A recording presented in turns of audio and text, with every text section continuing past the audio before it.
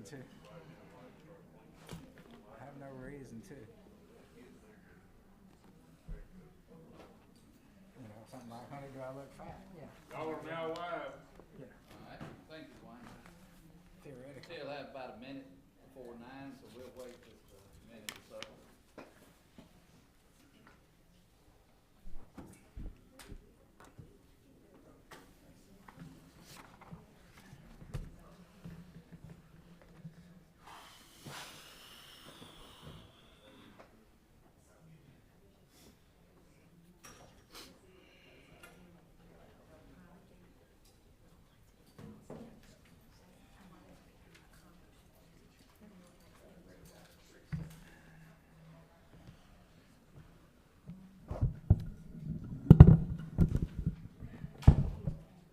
Obviously that one's working. All right, welcome to our November the 4th meeting. Appreciate each one of you being here today. As always, we will open up with our prayer and then the pledge. Our prayer will be led by Mr. Leroy Bennett this morning. If you would come up, but while he's coming, if you would, take just a second to turn your phone on silent. We'd appreciate it. Everyone, please stand for the opening prayer. Good morning. Morning. We thank God today for this wonderful opportunity He has given to us to come together. It's not always that we are among such governing body of people. We pray for them, but this morning it's a privilege to pray in this section with you. Praise God. Father, we thank you for your grace this morning. We thank you for this governing body, Father, and how you lead, guide, direct them, give them the energy, Father God, to do the things that they do and make a decision for the community. Father, we ask today for your blessing of them and each and every individual that is here. We ask in Jesus' name that you continue to lead them in all their decisions and decision-making process. In Jesus' name, amen. Amen. Amen. Will? Attention, salute, pledge. I pledge allegiance to the flag of the United States of America and to the republic for which it stands, one nation, under God, indivisible, with liberty and justice for all.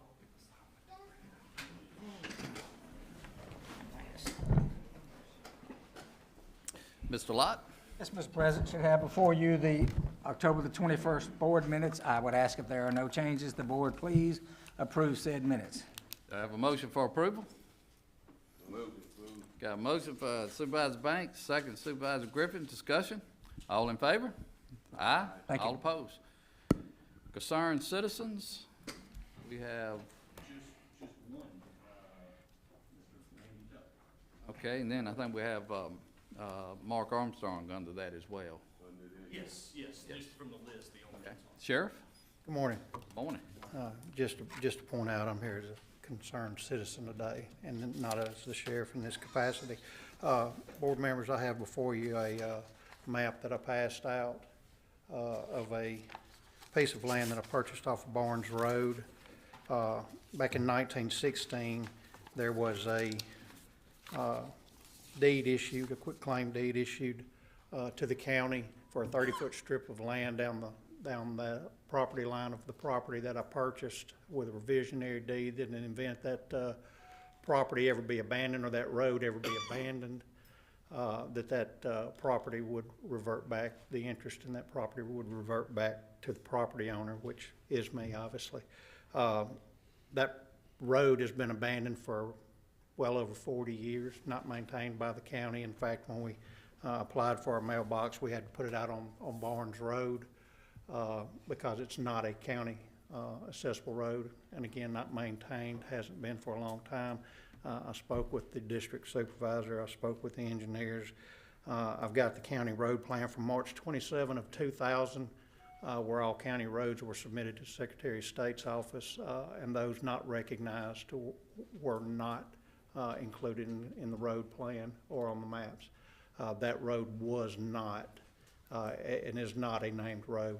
I'm here today to ask you to officially declare that road as abandoned. Just to clear up the record, for my family's sake and the sake of the county's road map as well. Okay, thank you, Sheriff. Do I have a motion? Got a motion and a question, Sheriff. Yes, sir. Do we have a private road name? It does not yet. No name? It has no name. Okay. All right. My motion to officially abandon that, whatever that road name is. Second.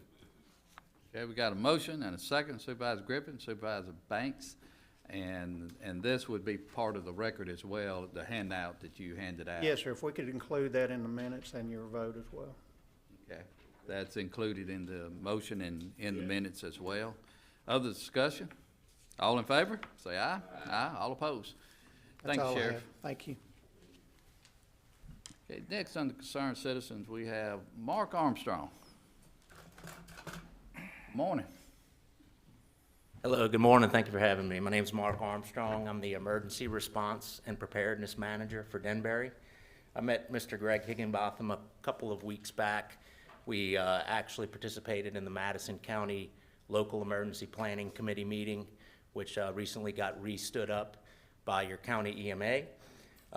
At that meeting, we spoke about CO2 pipeline safety. Mark, before you really get started, go ahead and state your name and address and who you represent. You bet. My name is Mark Armstrong.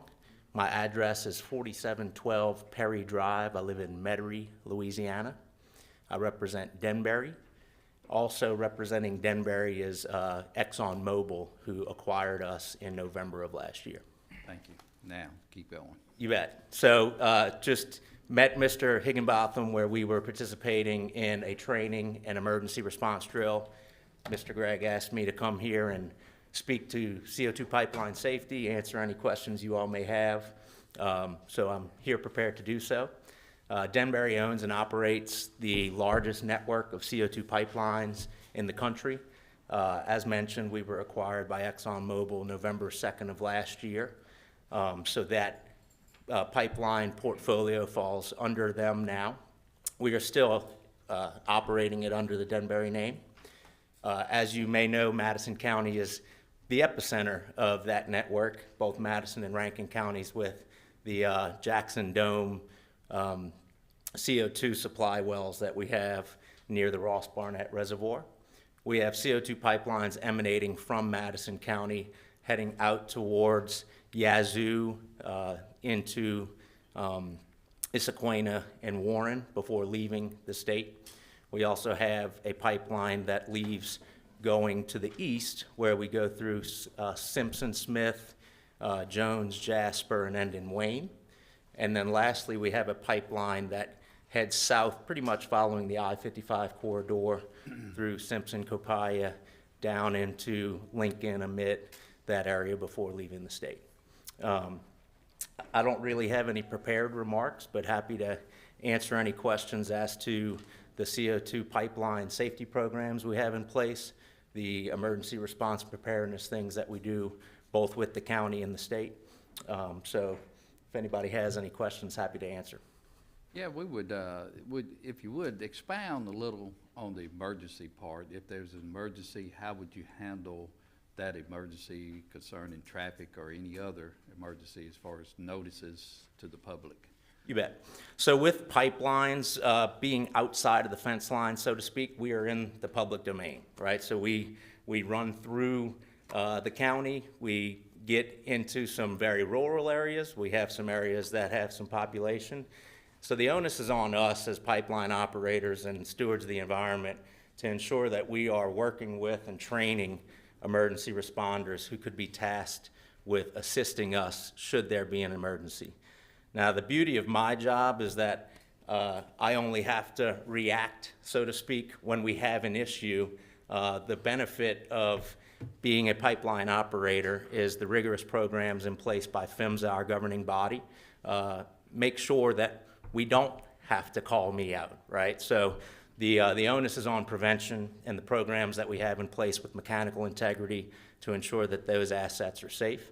Also, anywhere within the community that we may have a presence, a physical above-ground presence, we ensure we have proper security in all of those valve locations. Should there be an emergency, we rely on first responders to assist us, of course. Here in Madison County, we're blessed to have quite a lot of personnel that work for us, so our emergency response task force that can come out and assist. So in the event of an emergency, we would deploy personnel. Our pipeline, as is any interstate pipeline governed by PHMSA, is required to be monitored 24/7, 365. We have a control center at our corporate headquarters in Plano, Texas, where they are monitoring all of the pressures, all of the movements of CO2. Should there be any issues, they actually have the ability to remotely close valves. Now, we also have valves in between those remote sections where they would need to come in, personnel would need to come and manually close valves, and that's where we train our Denbury first responders to quickly act and get to those locations. Now, as I mentioned, working with first responders, the onus is on us to ensure that they are aware of the hazards, aware of what could transpire should there be an emergency, and making sure that they're fit to assist us. So we do that in a multitude of ways. The first is through general relationship and liaison. So I work closely with Albert Jones, your emergency management agency director, to ensure that he not only knows who I am, he knows our first responders for our company as well.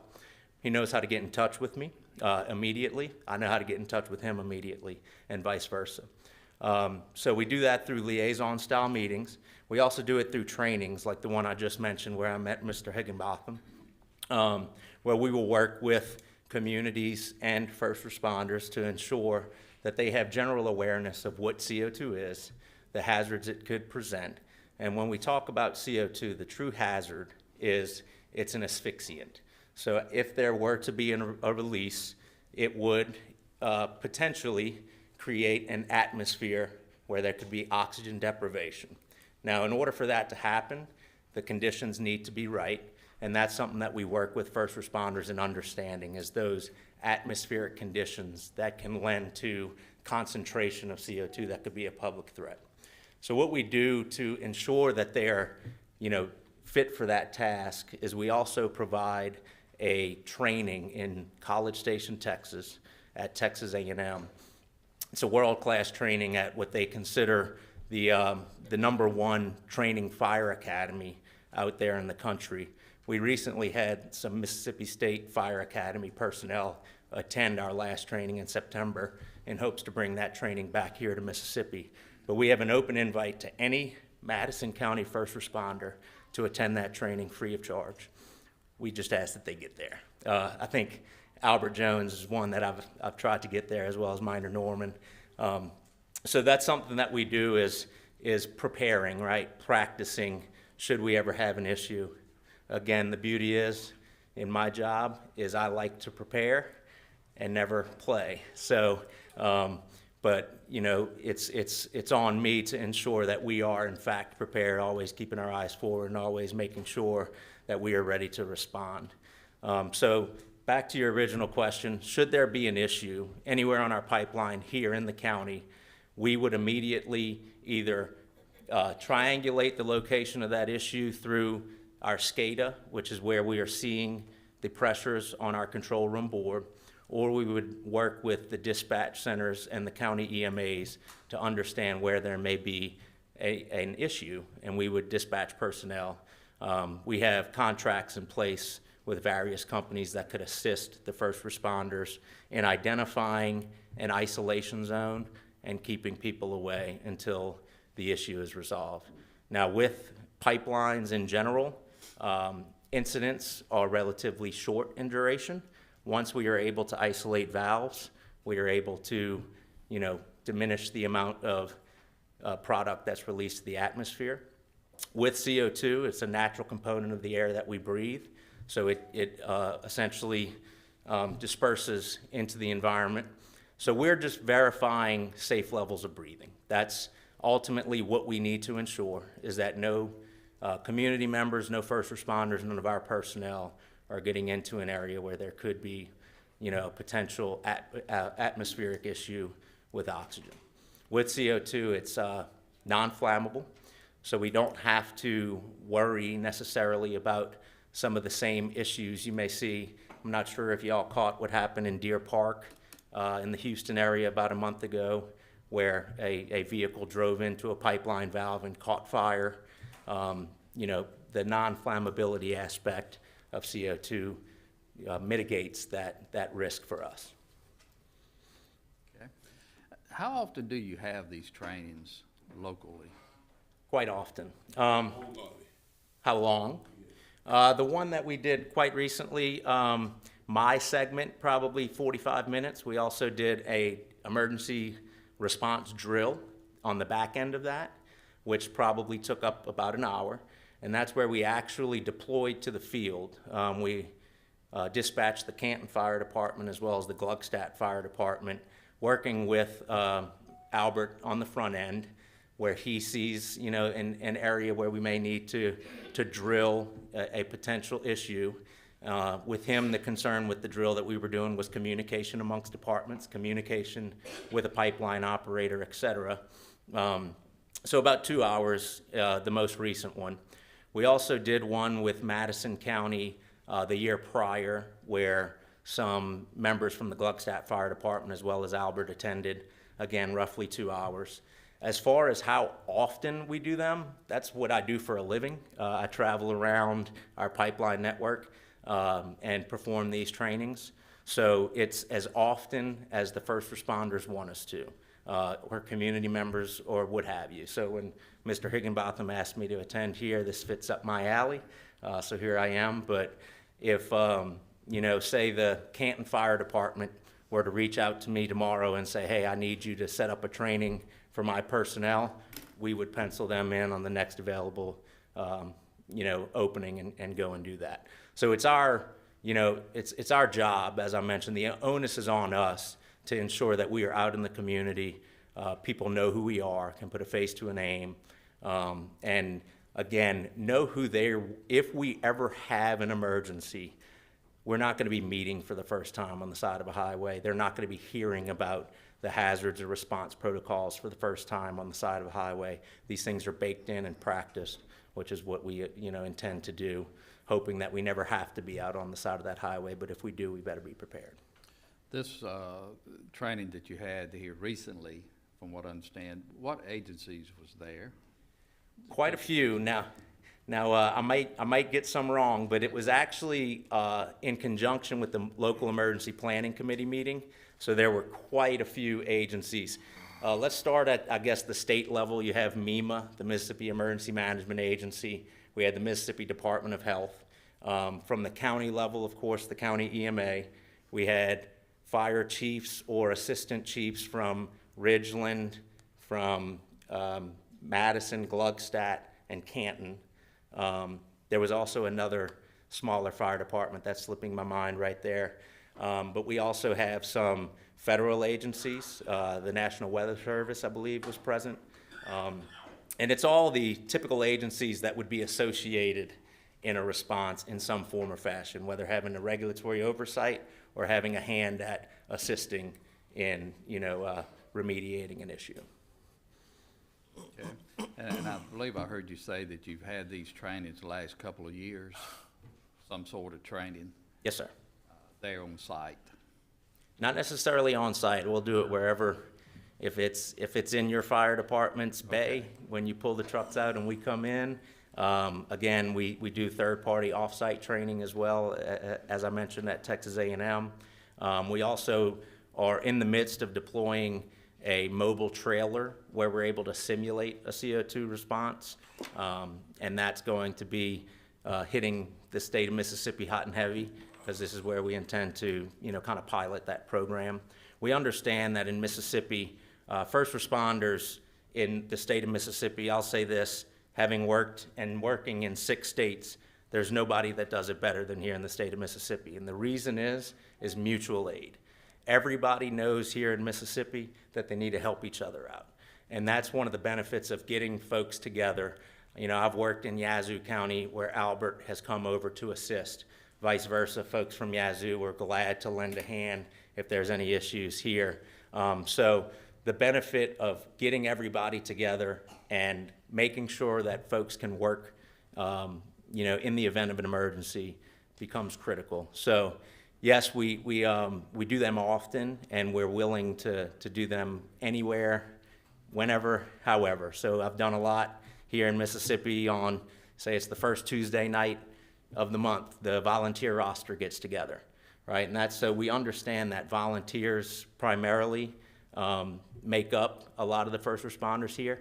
That dynamic is certainly changing in Madison County as the tax base grows and as we get in some paid departments. But what we do is we work with these first responders to make sure that they have the capabilities to assist us. And if they don't, we work with them to, to help put some tools in their hands. So actually, I'm working right now with Madison County to deploy some air monitoring equipment to some of the first responders, because during that meeting that I referenced with Mr. Higginbotham, that's something that I'm gathering, is what are your capabilities, where are your gaps, what are you missing, how can we protect you, how can we protect the community? And that's one of those ones, right? If I'm trying to ensure that I have an adequate breathing capacity in this room, it's good to know that I can measure that. So we're trying to deploy those here in Madison County, which we've done elsewhere in other counties and parishes throughout the country. Okay. Are there questions for Mark? I have just a personal question for my reference, because I'm a nerd. I know like helium and hydrogen are very light gases. You put them in a balloon, they float. Is carbon dioxide a heavy gas that kind of sits on the ground and would only be a problem in a leak if there was no wind type of thing? Or if it was a low dip, where it would kind of settle down? Is that accurate, or is that just me? That's accurate. Yes, it's denser than air, it's heavier than air. Yeah, so helium will actually escape our atmosphere. The whole thing around CO2 is that it won't. Yeah. It's a greenhouse gas, it stays in, it's heavier than air. As I mentioned, the atmospheric conditions play greatly into the fate of that CO2 if it is ever to, we ever lose containment of it. Nighttime is when you would have an atmospheric inversion. That's when there's less turbulent mixing that's happening like you would see during the daytime. So at night, in cool, low wind type environments, we may see that CO2 hang around a little bit more than, say, during the day in the heat of summer, where that would be dispersing almost immediately. There will be no visual aspect of it. Now, CO2 is also, I mentioned that it's non-flammable, it's colorless and it's odorless. That being said, in our pipeline system, due to the high pressure that it's being transmitted at, if there were to be a release, there's a rapid phase change that occurs once it hits the atmosphere. And due to the humidity that we all deal with here in the South, it actually gives it a visual white, opaque water vapor cloud. Has anybody, Halloween just passed, has anybody witnessed that creeping gas going across a table with some dry ice? That's CO2. So that's the type of fate you would anticipate in a cool night, low wind environment, is it could potentially creep and actually disperse based on gravity rather than dispersing up into the air. But as soon as we get some type of wind movement, you would see that that would quickly disperse as well. I was just curious. You bet. Are there other questions from the board? And I noticed you was naming off the agencies, and it is hard. I'm very sure law enforcement was involved as well. They certainly were. The sheriff's office was there. I'm sorry. The sheriff's office was certainly there. PDs from many of the cities I mentioned also. So yes, if I had the list, I would certainly read them off. But yes, sir. No, Sorry about that. That's fine. That's good. Other questions? If not, we appreciate you coming up and giving us an update on the emergency preparedness that y'all have, and it sounds like y'all are very much prepared, in case there is something that may happen out there at any time. You So bet. we appreciate it. Thank you, Mark. Thank you for the time. Appreciate it. Thank you for the agencies that participated as well within this emergency preparedness. So, all right, next, any other concerned citizen? Greg? Okay. If not, we're going to change. We're going to go to item 4 before we go to item 3, and we are have the honor today, this morning, And I'm not sure who's going to be speaking, but we have the honor to help celebrate the 100th birthday of Miss Sarah Bennett. And so I'm not sure, you're going to read the resolution? Yes, sir. Okay, and then we'd have the family to come up if you would like, or? Okay, would y'all like to come up now while she reads the resolution? If you do, please do. It's your choice. Yes.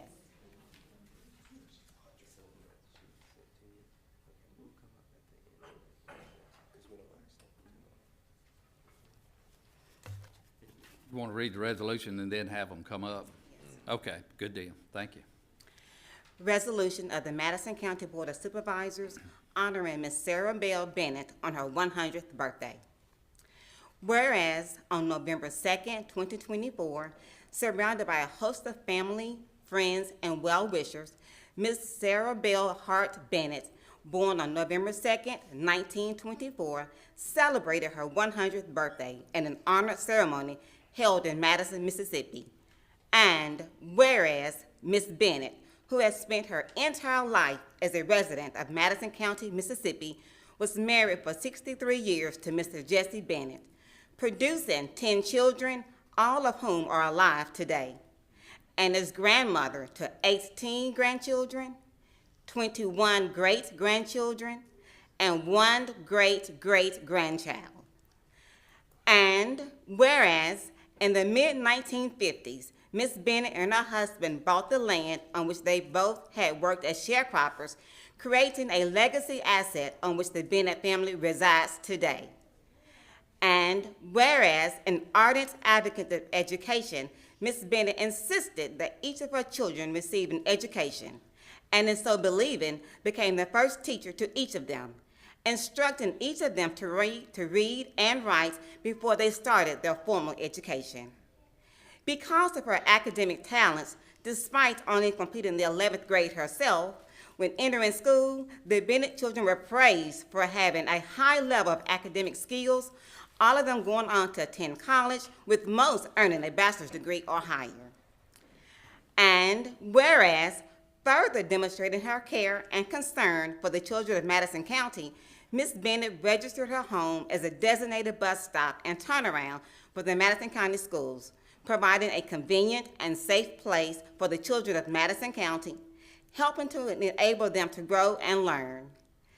And whereas Miss Bennett has further distinguished herself through her civic participation, having voted in every election since 1964, and is a faithful and active member of Liberal Trinity Church of God in Christ in Jackson, Mississippi, where she has earned awards and various honors as Mother of the Year, and serving as the president of the church's prayer and Bible band for 24 years. Whereas Miss Bennett reflected on the significance of her 100th birthday, said, "I give God all the honor and praise for blessing me to live 100 years on this earth."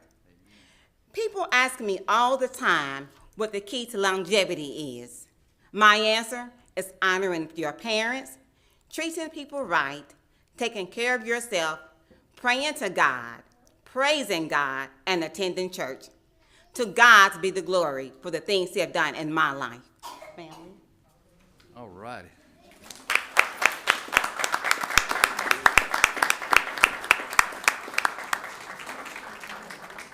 Y'all like to come up and, A little bit more. Got a little bit more. okay.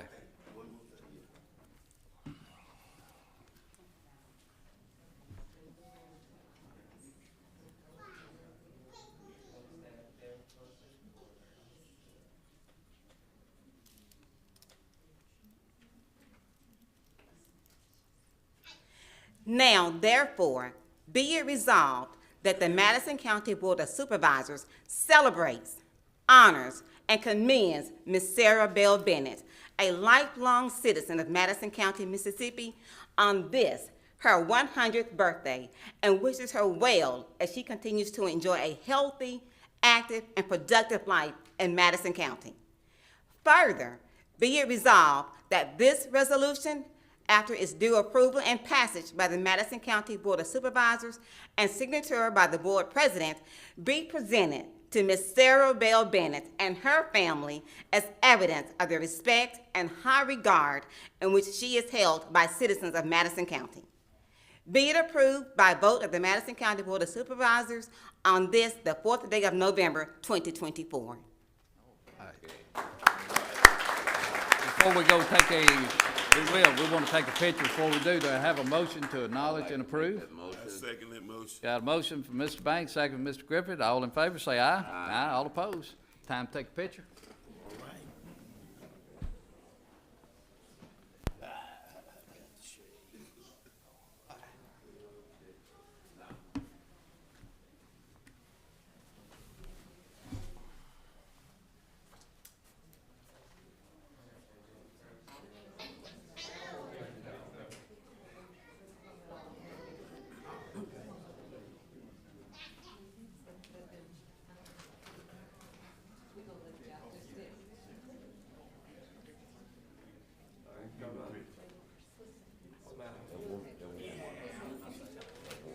Let's start here. Okay. Grandma, smile.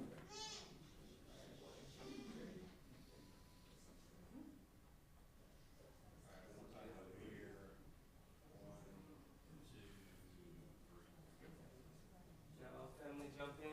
That's right.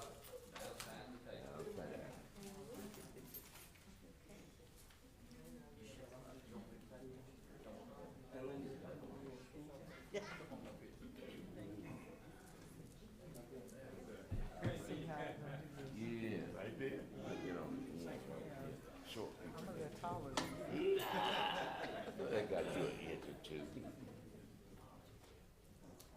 All right, let's start with the blue one. Yeah. Okay, let's go there. All right, that.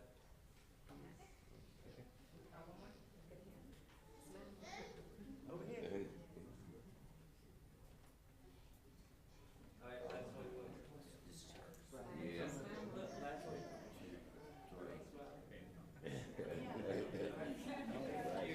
Thank you all so much. Happy birthday.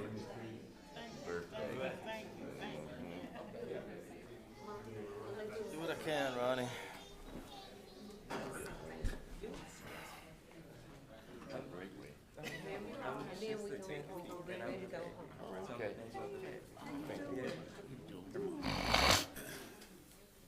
Okay, now we getting ready to get all the wisdom now.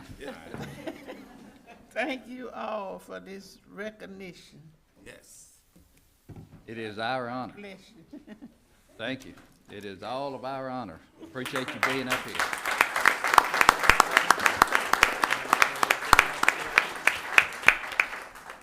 Thank you. Hey. It's not often at all that we get to have this honor at our board meeting. So thank you, family, for presenting this. You dropped something. There we go.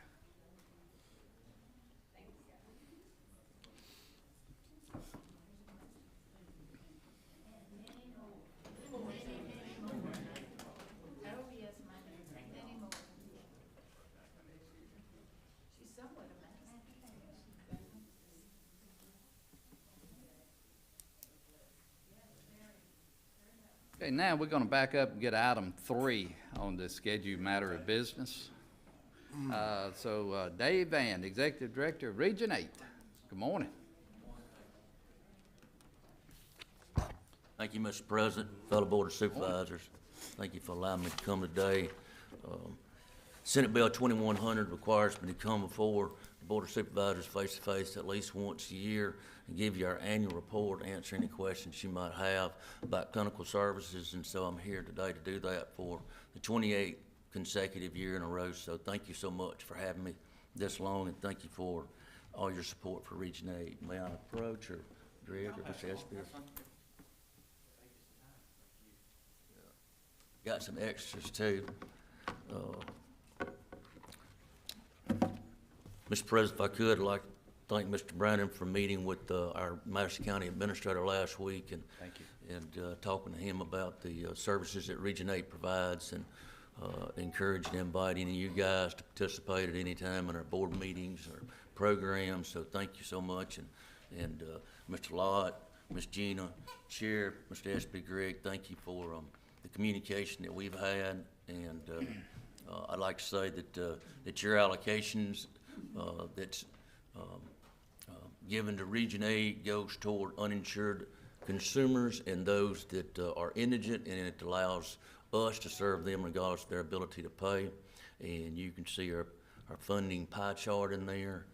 You can see the number of services that we provided, and I'll answer any questions that you guys might have to the very best of my ability.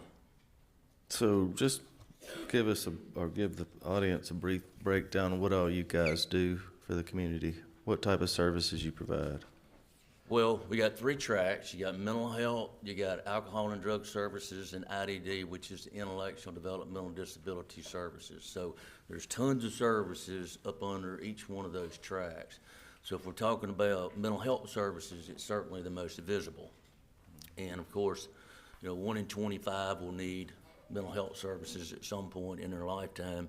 And so there's a whole lot of dynamics that go into that. I won't get into that, but there's a smaller percentage that'll take advantage of services in the public sector. There's a small percentage that'll take advantage of services in the private sector. And then, there's a smaller population that'll go untreated. And so we're here to provide services to everybody in this county and the other 4 counties that we serve regardless of their ability to pay. So we have an array of services that is second to none in the Southeast, all the way from marriage and family therapy, which you guys never see. We have thousands of people that we serve in therapy, individual, group, family therapy, marriage and family therapy, PTSD, those that come back from the military. We have contracts with the military. We have contracts for EAP services with the Department of Transportation. We've got 14 other contracts, all the State Department of Mental Health, state hospitals, Madison County Schools to provide services, EAP employment contracts, provide services to those individuals and their families. We have probably 4 times the medical staff at Region 8 than any other mental health center in the Southeast, all the way to inpatient acute care psychiatric services and all the services in between. And then when you talk about alcohol and drug services, we have outpatient services. We have day programs for individuals that need alcohol and drug services, but they also need to work and take care of their families. So it's 3 days a week, 6 to 9 o'clock at night. They can come in. It's a 12-week program, and it's an alternative to inpatient treatment. We have inpatient male and female alcohol and drug inpatient services, 28-day program, 28-day curriculum. But we've had individuals actually stay up to 3 months in the program. A lot of times when a judge will commit somebody to alcohol and drug services, they'll say that you need to go for 90 days or 60 days, and we can accommodate whatever the judge decides that individual needs. Most of the individuals in our alcohol and drug facilities are involuntary. They come willingly. Obviously, there's a higher success rate for those that come willingly versus those that are court committed. But there's also a much higher success rate for those that are court committed versus those that don't go at all. And then under the other track services, we have intellectual developmental disability services, and we have a workshop where individuals, we have over 100 vans on the road every day, 15 passenger vans, picking these individuals up and bringing them into our centers. And then we contract with businesses throughout our communities to provide work for these individuals. And we have a special designation through the Department of Labor, and they allow us to pay these people by the piece rate. And if it wasn't for this program, they would be in a state facility at 100% cost to the taxpayers. But with this program, mom and dad gets to work. They want them at home. The individuals have a sense of self-worth.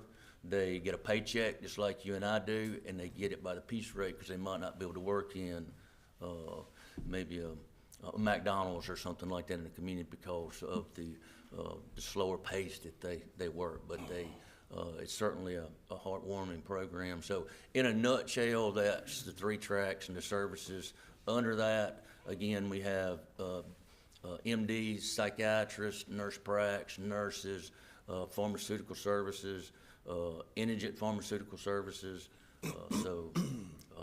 day programs for kids, 5-hour day programs. We transport them in the morning, transport them back home. Day programs for the mentally ill adults. We transport them to a 5-hour day program and then back home in the evening.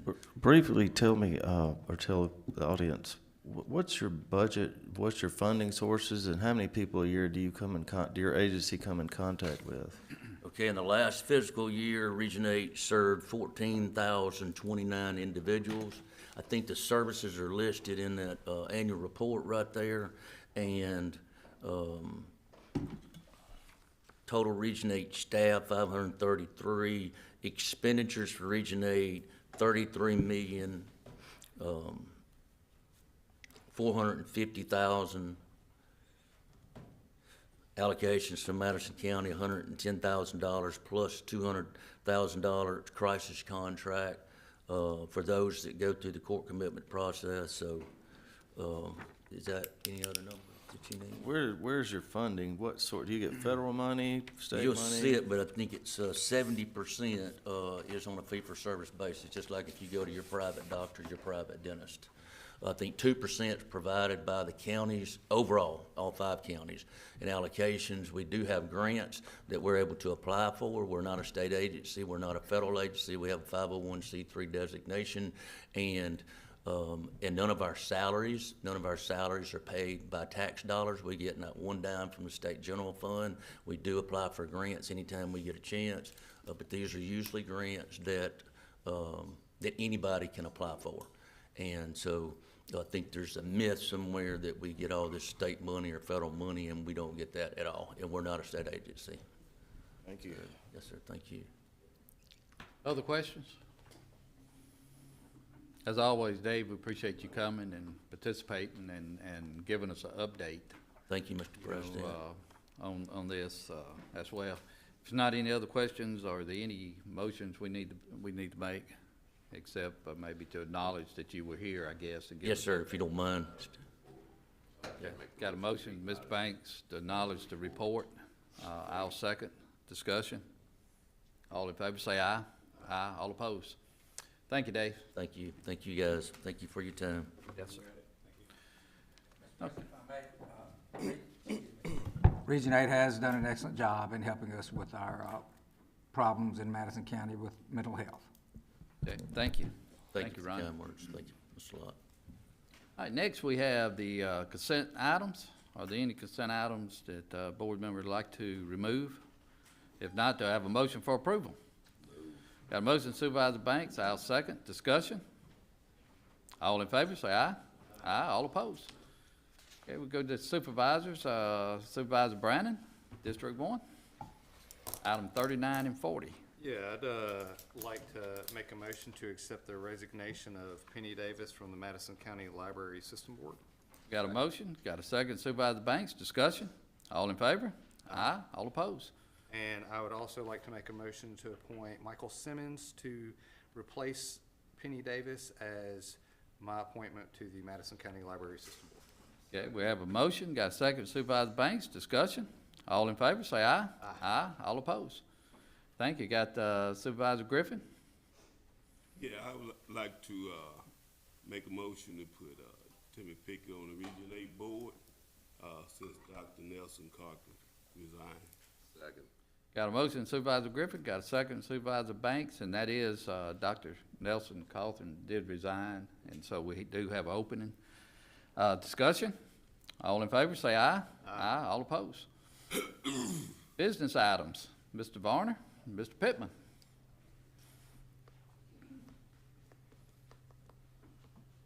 Thank you and good morning. Good morning.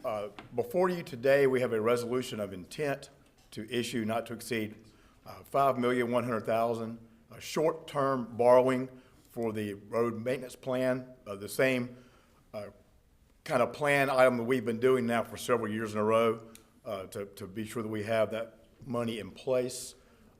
This resolution authorizes us to move forward to advertise for bids for interest rates. Steve and I will come back at your next board meeting to open the bids to select the lowest rate so we can go ahead and borrow this money for the road plan for Madison County. Okay, do I have a motion for approval? Motion Supervisor Banks, second Supervisor Griffin. Discussion? All in favor, say aye. Aye. All opposed? Thank you, Thad. Thank you, Steve. Mr. Bryant, County Engineer.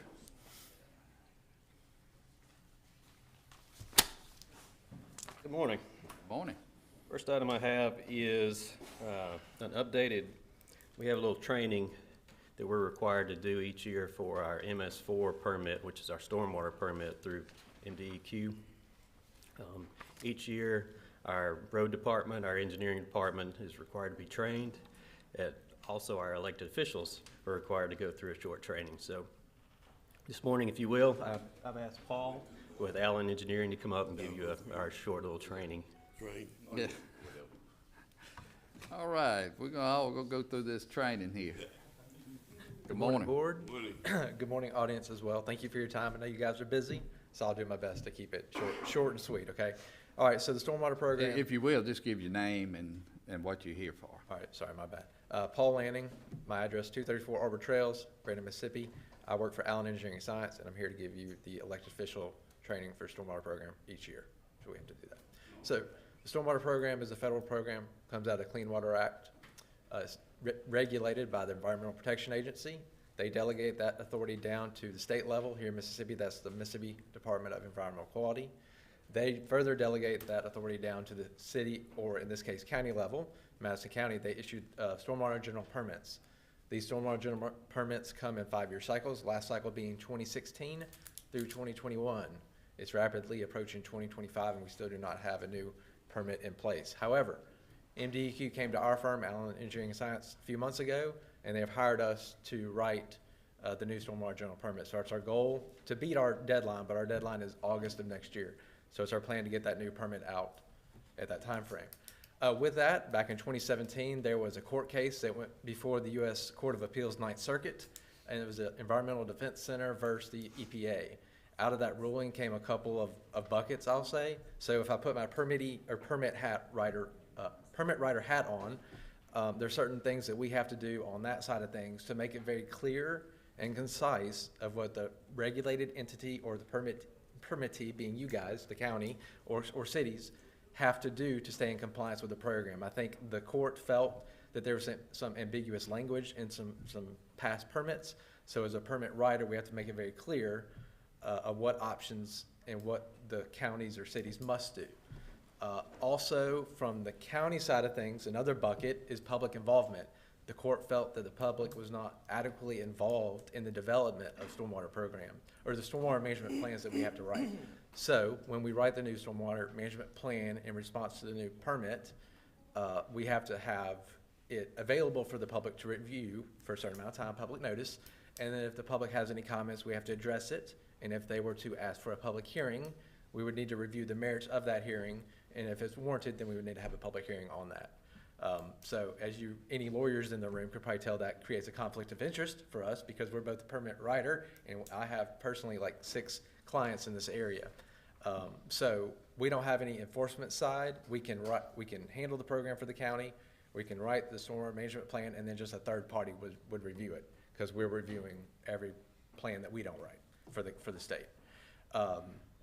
So you guys know why you're a part of the program. There are 4 urbanized areas in the state of Mississippi. You have DeSoto County, south of Memphis, that obviously exploded with, I'm from Memphis originally, but a lot of Memphians moved south into Mississippi. You also have the Jackson metro area. Every county and city in this metro area is under the program. You have Hattiesburg, Petal, that area, Forest County, and then you have the coastal counties, Harrison, Hancock, Jackson, and all the cities in there. You also have some non-traditional MS4s, which would be MDOT, Mississippi Department of Transportation, Southern Miss, and Keesler Air Force Base. Now you might ask yourself, why are places like Vicksburg, Meridian, Oxford, Starkville not a part of the program? Well, right now their populations are under the 50,000 threshold, but we are, as a part of our contract, reviewing GIS data with regards to the 2020 census to see if there's any other cities that need to come on board in the program. That's the main part I want to say on that. And the only other thing I'll talk about is just, you know, we've had a few hurricanes that have hit recently, Hurricane Helene and others that have come through the Florida, Georgia, North Carolina area, and obviously just demolished certain areas in North Carolina. We can't design, I'm not an engineer, I'm a landscape architect, but Tim, for example, can't design for 1,000, 2,000-year storms, but we can plan for them. You know, as your county grows, make sure we're not growing in the low-lying areas. Try to stay to the high areas, leave that conservation easements along our major creeks that run through the county. That way we're not having to do swift water rescues or something like that for citizens that are in those areas. So that's what I have. If you guys have any questions, I'm happy to answer them regarding the stormwater program. Otherwise, I guess if you just acknowledge I'm here, we'll be good. Okay, any questions? If not, do I have a motion to acknowledge that the training took place? Well, I'll make that motion. Motion Supervisor Banks, I'll second. You want your certificate? Yeah, I need it. Any discussion? All in favor, say aye. Aye, all opposed. Thank you, Paul. All right, Tim, item 44. We'll get y'all some certificates. Yeah, thank you.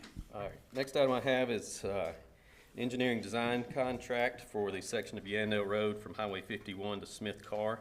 This design contract is with Wagner Engineering, and this is for a fee not to exceed $1,160,759.77. Got a motion Supervisor Griffin, do I have a second? Second Supervisor Banks, discussion. All in favor, say aye. Aye, all opposed. All right.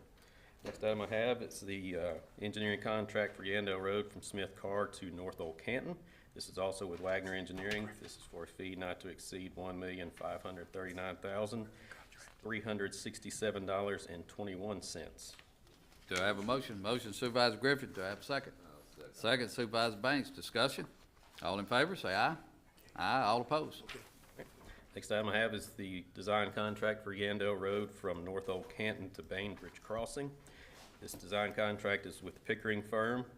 It's for a fee not to exceed $898,531.28.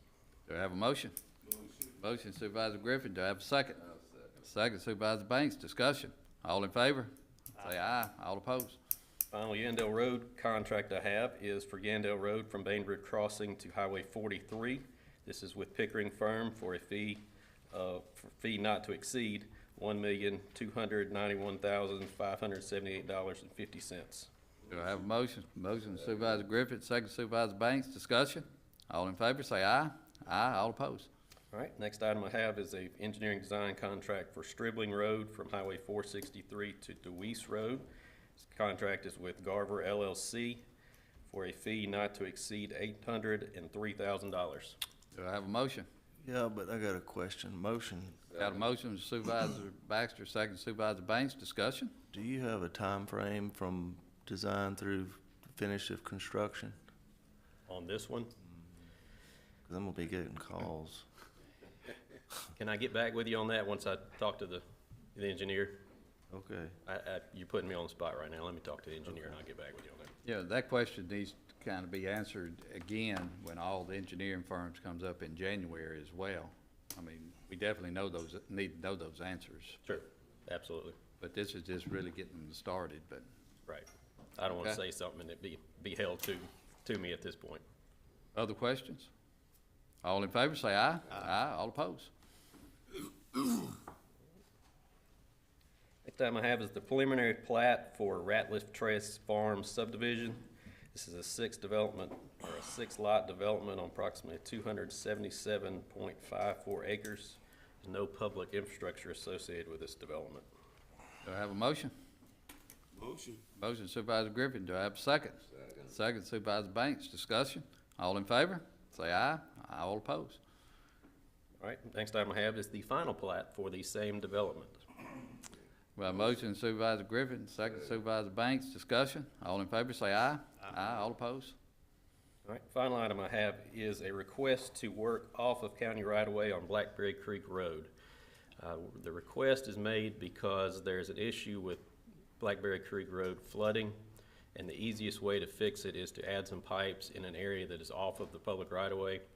The homeowner or the property owner is fine with this. It's a lot easier on the county to work in that area because that's the place that the water naturally flows. There's a lot less dirt that has to be moved, there's a lot less work that has to be done, there's no utilities in the way in that area, and it's just a much easier project and less expensive for everybody. Got a motion Supervisor Banks, do I have a second? I'll second it. Mike, you had a chance to look at this?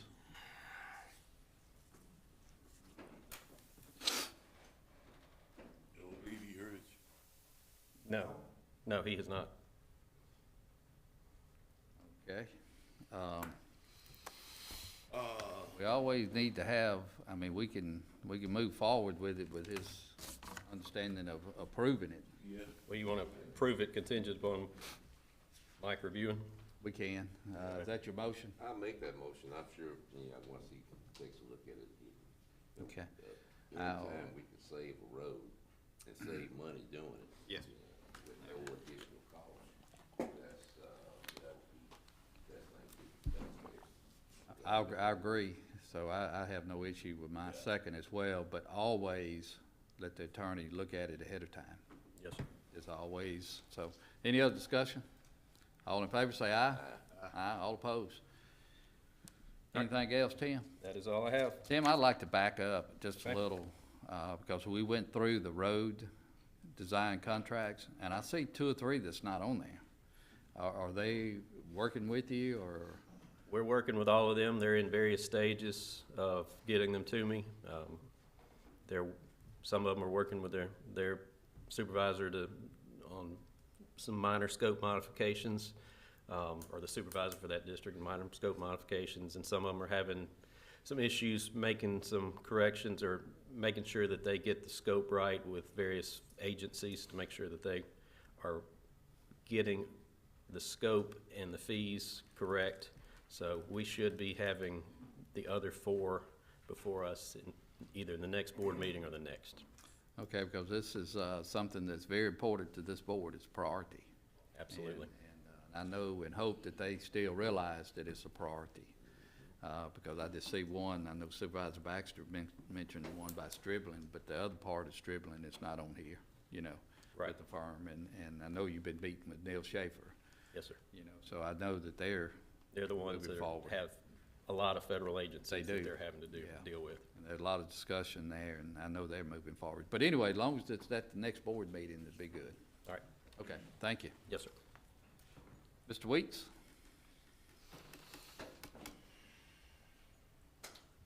Mr. President and Board, good morning. Morning. First item I have is to acknowledge the planning and zoning draft minutes, October 17th, 2024. I'll make a motion to acknowledge, second by Supervisor Griffin. Discussion. All in favor, say aye. Aye. All opposed.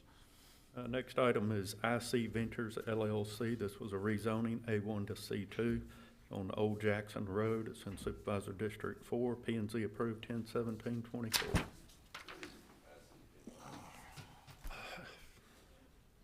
I can't speak for that. I think it was, I can't remember the name of the guy's property, though. Used to do a lot of the sewer work for the city. It's- Yeah, I think that's him. Do I have a motion? I'll make that motion. Motion Supervisor Banks, do I have a second? I'll second it. Discussion. All in favor, say aye. Aye. All opposed. Next item is a site plan for an addition, Otto Feliz Bar and Grill. It's on 115 Livingston Church Road, Supervisor District 4. MLH PED approved 10/14/24. P and Z approved 10/17/24. Do I have a motion? I'll certainly make that motion. Motion Supervisor Banks, do I have a second? I'll second that motion, because it is a addition, to it, so it's an improvement for sure. You're right. So, all in favor, say aye. Aye. All opposed.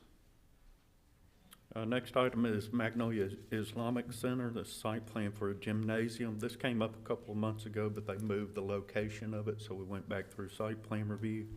1465 Highway 51, Supervisor District 2, was approved by B and Z 10/17/24. Do I have a motion? Motion. Motion Supervisor Baxter, do I have a second? Second Supervisor Banks, discussion. All in favor, say aye. Aye. All opposed. Thank you, Scott. Board Attorney? Yes, good morning, Board. Morning. I've only got one item that I passed out to you. A few months ago, the board approved that the county could apply to the Environmental Protection Agency for what's called a community change grant. So we could receive up to $20 million if the grant is approved, but the deadline is November 21st. So in order to apply for this grant, we need to partner with the community agency. And so Mr. Griffin has chosen the community agency to be the Northeast Madison Economic Development Council. So this contract will be submitted as a part of our grant application to partner with this community group to meet the deadline of November 21st. So there's no cost involved, there's no cost share, and we need to have them sign this agreement before we can file. And Mr. Griffin, we will make the deadline. I'm sure hope. We will make the deadline. I'm So we need to. Still in shock from the last company that didn't meet the deadline. Okay, Yeah, do but I have a that motion? wasn't our fault. That was not our fault. You know. No, it wasn't your fault. Yeah. Got a motion Supervisor Griffith, second Supervisor Banks, and this grant is, we're looking at sewer lines, I think, is it not? Yeah. And Yes. so, okay, discussion, anything else? If not, all in favor, say aye. Aye. All opposed. Thank you, Mike. Greg? Administrator? Real quick reminder for everybody that's not listed there, and it probably should have been, I'm sorry. Friday, November 8th, noon, there on the grounds of the historic courthouse, there will be the unveiling of the new Freedom Trail marker honoring Dr. Phlanze Brown Wright. It is open to the public. I believe our very own Supervisor Carl Banks will be providing the opening, kind of the welcome. So, and there will be some other speakers there as well, the Honorable Benny Thompson among them. So it should be a good event. Again, Friday, noon, historic courthouse. Thank you. Okay, thank you, Greg. Don't leave, Cool, Greg. okay. I didn't ask you for your opinion and stuff when all Region 8 people was here, because I didn't want them to call you a lie.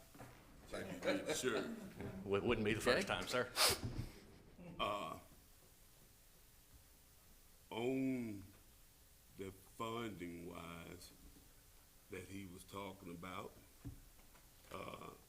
let's go straight to the funding. We're talking about the $200,000 that we, the county, give Region 8 in additional to the millage that they get. What do we get for that $200,000? Well, sir, House Bill 1640 kind of changed the landscape of mental health services in this county and every other county, changed mental health services across the state. What Madison County was contracting for was essentially handing all of the commitments over to Region 8. They would do there's a bunch of things that have to happen before you can send someone or commit someone, right? And this $200,000 contract is specifically for commitments. Basically, what we got for that $200,000 is we handed the person off to Region 8 and they took care of it. Now, with House Bill 1640, they have kind of changed the way that works and changed the responsibilities of each party. The county is now responsible for some things that they were not previously, and Region 8's responsibilities are now very, very clearly outlined. Chief among them is the pre-evaluation screening for anyone who is going to be committed. It's got to be done within 24 hours, and that's statutory. That's not optional.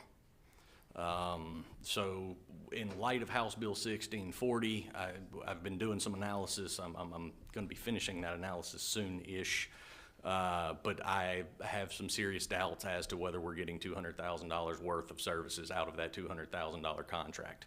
I believe I can pretty successfully argue we don't, but I can't be entirely sure until I finish one last little piece of analysis. So I'm hoping to have this in front of y'all at the next meeting, and unless something dramatically changes, my recommendation will be to cancel that contract. Is that your recommendation? Other than that little portion that you wanna look into? Well, my only concern about that contract was ensuring that Madison County's residents had a place to go. In other words, there's a facility somewhere that would take them. In light of this board's appointment of Tim Pickett to the Region 8 board, which kind of introduces Tim Pickett back into the fold of mental health services in Madison County, my concern about a lack of beds, I don't believe to be well-founded anymore. So, in short, if you cancel it, I don't think anything changes. Well, upon that, I make a motion that we cancel that contract with Region 8. We've got a motion on the floor. Do we have a second?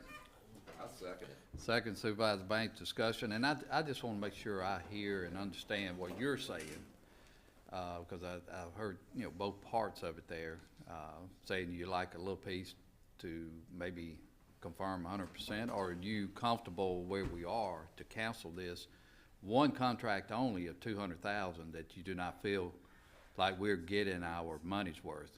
Is that what I'm hearing? I believe that to be correct, yes, sir. What I am telling you all is for that $200,000 contract, I don't believe we're getting $200,000 worth of services. So you don't believe we're getting? Well, I don't think, we're not, in light of 1640. I would like to personally know exact, I mean, numbers.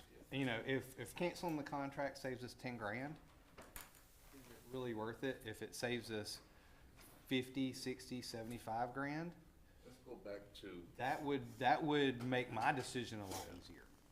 I think the law change is what he's talking about, and since there's a change in responsibility under the law. Correct. And they are now responsible for more of what we were paying them for.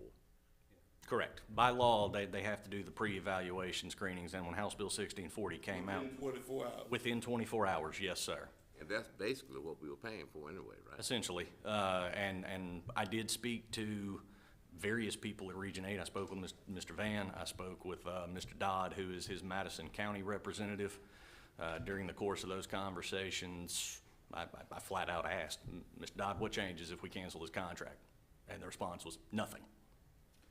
They still will have to provide a crisis manager for Madison County. They will have to provide someone to do the pre-evaluation screening within 24 hours, yes, sir. Same thing. Yes, and that's essentially the same thing, yes. And we pay for that as well? Or do we not? Do not pay for that. That's what the $200,000 goes towards. So. The new law changed. So they still have to do that. And the other thing that contract was getting us was Region 8 was responsible for kind of the healthcare bills in the event someone was held prior to being fully committed through what is called an order of retention. And Region 8 would pick those up, but House Bill 1640 now says the county's responsible. So the one thing I was a little concerned about, as I said, was not having a place for them to go. With Tim Pickett in the fold, I think that concern has been allayed. So what I'm hearing you say then, your recommendation to this board would be to cancel that contract? I believe that to be in order, yes, sir. Okay. Other discussion? I just want to clarify, right now, previously, they were responsible for everything. Now with HB 1640, some of that we were paying them for falls back on us. Some of it falls back on us, some of it they're required to do regardless of the contractual situation. So some of it does fall back on us. Correct. Do you have any, and I'm not asking for exact numbers, do you have any guesstimate of how much this would save Madison County? Well, the kind of napkin math here is the Medicaid rate's about $240 a day. They are generally held for a week-ish maybe before they have a full-time bed. The hearings are sometimes done sooner. I think they're required to be done within 72 hours. Is that right? Yeah, 72 hours. So we have to hold them at $240 a day for 3 days, 4 days maybe. And we do about 12 of these a year. So you can do the math out from there, 240 times 3 times 12, which I do not have in front of me. Yeah, it's significantly less than 200,000. It is significantly less. That's what I wanted to know. But the problem I've got, sir, is on average, we're doing about 12 a year. We may do 15 next year, or this year, we may do 8. Yeah. The variability in the number of commitments in the county is somewhat Do concerning. you have a guesstimate of how many people it would take to surpass our $200,000? Take about 100 days worth, at 240 a day, so probably 90 days worth of us paying for it, which at 3 days a pop, Yeah, okay. we're coming out ahead in the long run. Yeah, all right. If we hit 30 people. And you're saying some of that falls back on us, which I understand. Might give us 5 But going do we not have do we not need a representative of some sort there as well? Representative where? You know, for some of that to fall back on us as well, but, you know, to replace this contract? Or you feel comfortable? I think we're gonna be okay for a couple of Okay. weeks, and I think we can probably work out some contracts here. Okay. To get that done. Okay. Yeah, other discussion? All in favor, say aye. Aye. All opposed? Okay. One more thing. Sure. Go. Better to come on. I didn't realize we just did 12 a year. Basically, done, canceled the Region 8, contract. I think that we need some type of liaison person in between us and Region 8 that knows something about mental health. So I'm gonna throw out a motion that we, direct our lawyer to draw up a contract, with, Timmy Pickett, to be a liaison / whatever type person, not to exceed, $60,000 a year. Now, we've got a motion from Supervisor Griffith. Do we have a second? I'll second it. Seconded by Supervisor Banks for more discussion. And I guess that's what I was just asking a few minutes ago, not understanding or knowing what was gonna happen here, was that we needed something or someone, you know, in between if we're gonna cancel this other contract, which was $200,000. Yes, sir. So what's your thoughts on that? My thoughts are it's probably a good idea for the board to have someone involved in the process. What that involvement level is and price and who would be entirely up to you all. But I don't believe there, and Mike can probably attest to this, but this county or this board has certain powers related to providing for the health and welfare of its citizenry. So I believe it would be well within this board's authority to hire someone for that role. Okay. But I think that, you know, for the most part, Tammy was doing Region 8's job, that $200,000 contract, before he retired. Right. So he made sure the hospital beds were available and the things that we're gonna be responsible anyway. So we can speed up the process of getting folks into a permanent bed and get off the, $240 a day, county wallet. So, I think it's well in line with trying to also provide proper service and make sure that we, protect the county's, budget. Yep. Yep, and I think, on those, entities that have those beds, I don't think they obligated a contract with Region 8.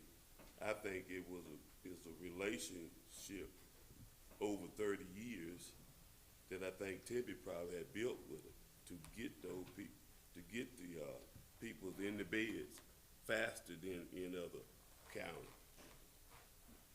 That's my understanding from Chancery Clerk Lott's staff, is that he was doing a lot of it, and those personal relationships are, in fact, invaluable. Yeah. And I did review some contracts from Region 8 that were purported to contain guarantees of beds. Upon my review, they did not. I believe I reviewed 4 of them, only one of the 4, and it was for the place that houses the juveniles, and I don't have any idea what that place's name is, so forgive me there, please. But that was the only one that guaranteed a bed. The one they had with St. Dominic's, the one they had with Merritt, none of the other 3 guaranteed beds. Now, since that time, a couple of those places have closed, but they didn't have a guarantee of beds. Other discussion? All in favor, say aye. Aye. All opposed? Okay, thank you, Greg. Thank you. Nassan?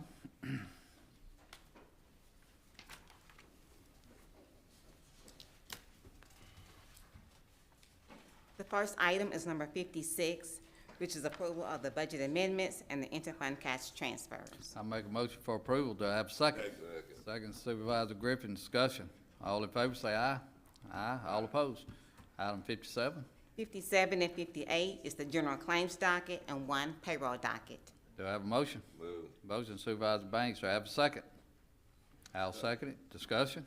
All in favor, say aye. Aye. All opposed? Supervisor Banks. Item 59, please.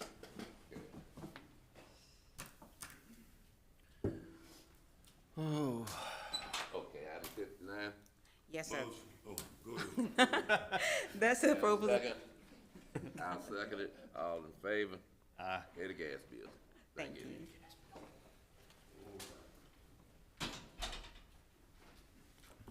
Quite a lot. Nothing, Mr. President. Okay. Sheriff Tucker? Morning. I just have one item. I provided your clerk with a copy of the inmate mail log for October of 2024. If I could get you to acknowledge that for your minutes, please. Do I have a motion to acknowledge? Motion. Motion Supervisor Baxter, second Supervisor Banks. Discussion. All in favor, say aye. Aye. All opposed? That's all I have. Thank you. Thank you, Sheriff. Old business? I've got an item right quick. But Drew isn't here, so I'm gonna pass it on to Greg. The park at Estes Banks Park and the walking track needs to be paved, and it should be a part of that budget, Drew's budget. And also, the parking lot, it needs attention. Okay. It should be a part of this. Is this the one that we got the presentation where No, the no, buses and tore I up? think this is additional to. This is an additional, all the parks are, I don't know, we're doing minimum work on them. There's nothing been done in Estes Banks Park, walking trail or the parking lot since it was built 10, 12 years ago. There's trees that need to be taken out at Rogers Park that are dangerous and big trees that may fall on, kill somebody or something. And then, of course, we got the issues with the Fairview Park that I was hoping to get a report that stuff was straightened out. It has been worked on, that I can promise you. We believe it was Mr. Battle was out there and has begun those repairs and some of the things that Dr. Ivy mentioned. We've ordered some of the equipment that we needed, so there are improvements rapidly occurring in those parks, not as rapidly as I would like, but as rapidly as we can make them happen. Okay. Thank you. Yes, sir. I got one more thing. Greg, you and Mike probably need to be aware of possibility of lawsuit coming out of the Camden Community Center. That was a teenager fell up there on the back porch. Possibility. Yes, sir, and as soon as this meeting's over, that's where myself and Drew are heading, to go lay eyes on that. Okay. Thank you. I'm sure we'll get an update on that next board meeting or two. Okay, we on, new business. So do we do a motion for Carl's Parks? I don't think we need a motion. I didn't make a We motion. don't really need a motion. I mean, that's Part of- something that, It's part of his budget, and I just All wanna right, make sure well, it gets done right. we're paving parking lots at, and walking trails, Liberty Park in Madison City. This parking lot looks like it's, been hit by a war zone. Is there any possibility we could get the county to come in and patch and repair some of that parking lot? I think you probably need to work with Greg on that and bring back the next board meeting. But this is county parks that we're talking about, that Carl is. Outside city. And so a lot of times that money's set aside, and that's one of the reasons that I think that we, went ahead with the $5 million bond, as we usually do every year, because that way you can put the money where you want to at that point. So, but anyway, you just need to work with Greg. I can do that. And keep in mind, sometimes, excuse me, when you get the road department moving out there on those tracks, they might cause more damage than they, fix because of the heavy equipment. You got to make sure where that hole is. So they got to get the equipment out there to fix it. All right, I'll get with you, Greg. Okay, we're on the new business now. Andy? Mr. President, I was just going to tell you, the planning and zoning does have a couple of very brief matters for potential litigation, if we could have executive session on that. Today? Very brief. Okay. Mike, you don't have no? Okay. You just told you. All right, with that being said, then, do I have a motion to go into closed termination? I'll make that motion. Got a motion Supervisor Banks, I'll second. Discussion. All in favor, say aye. Aye. All opposed? And do I have a motion to go into executive session under, possibility of litigation? Mike and Andy? I'll make that motion. Do I have a second? Second. Second. Supervisor Banks, discussion. All in favor, say aye. Trey and Carl. All right, y'all, we're back live. Okay. Thank you, Dwayne. Mr. Lott? Madison County Board of Supervisors made one action during executive session, motion to move forward with the injunctive process on a lot in the Lake Caroline subdivision, which passed with unanimous vote. Okay, thank you, sir. Do I have a motion to adjourn on November the 18th at 9 a.m.? Got a Go motion? vote, everybody. Go vote. Got a motion Supervisor Baxter, second Supervisor Banks. All in favor, say aye. Aye. All opposed. Yeah. I don't hear, whatever. No cash over.